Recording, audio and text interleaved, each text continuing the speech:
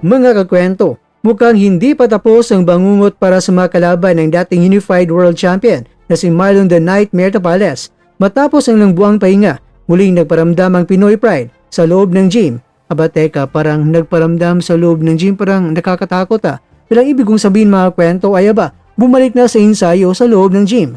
Sa kanyang pinakabagong Facebook post, ibinahagi ni Tapales ay isang maikling reel na kung saan makikita siyang sumabak na muli sa matinding ensayo. Sa bilis ng kanyang mga suntok at kondisyon ng kanyang katawan, kitang-kita, hindi siya nagpabaya sa kanyang off-season.